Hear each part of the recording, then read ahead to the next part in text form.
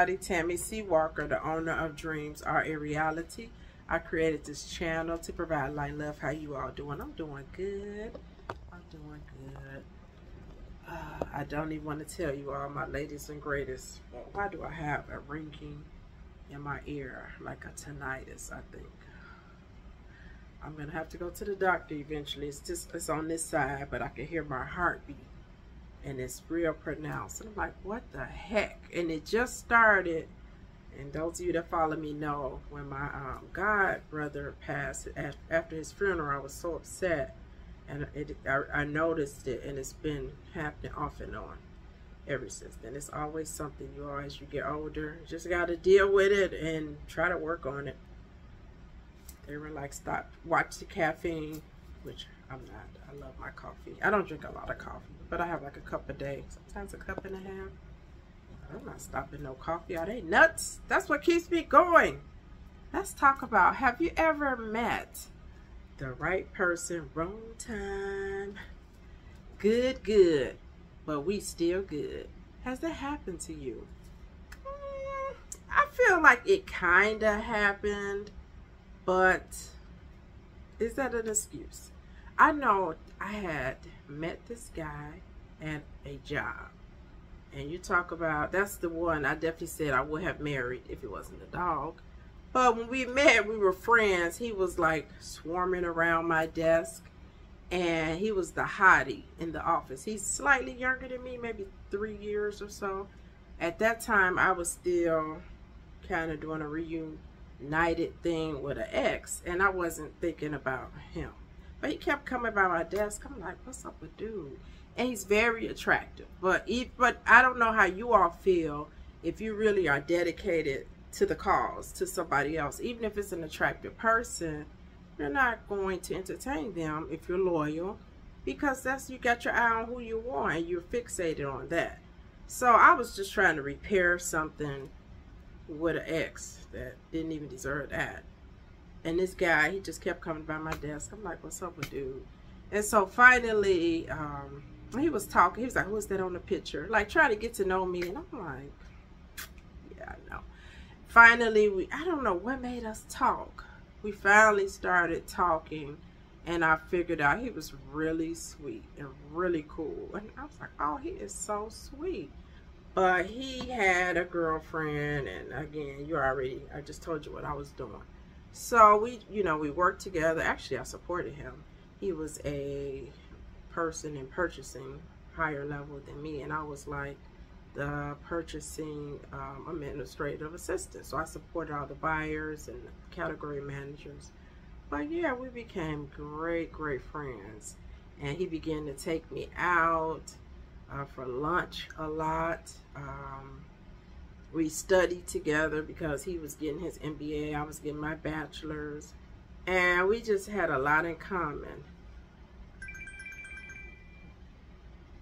I got these earbuds in, I'm sorry. That's my little sister calling. Of course, every time. I knew she was going to call back, but anyway, hope she don't call again.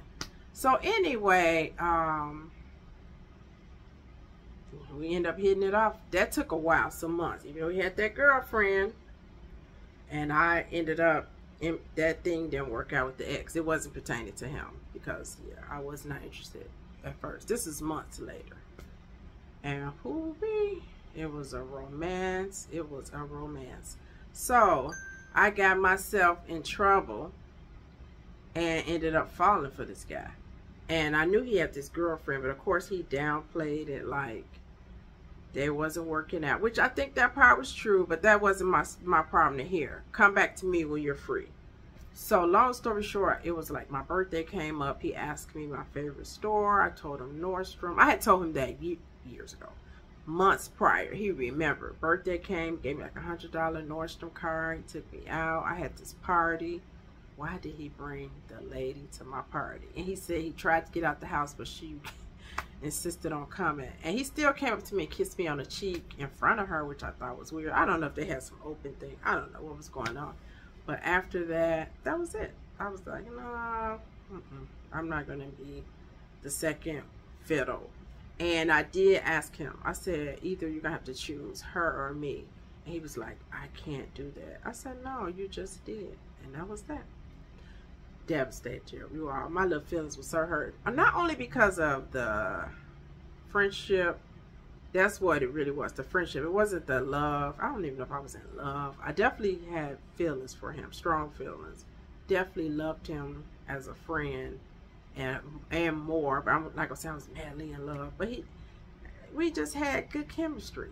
And so this guy ended up telling me, before he told me he couldn't make the decision, he said, please leave me alone. Now he said, please, I forgot how he phrased it. I just paraphrased it. Please stay away from me. I am F-U-C-K in the head. E-D. And I was like, what? And I said, if somebody described himself like that, all bets off. And I never spent any more time with him.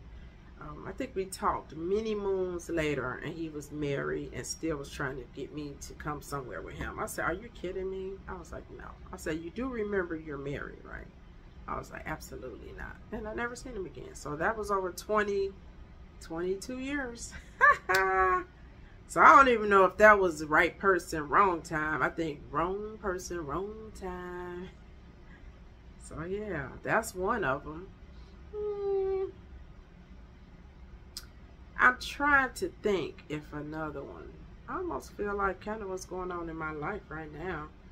Definitely right person. I'm not going to say wrong time. I'm just going to say they in their own way. That's how I put that.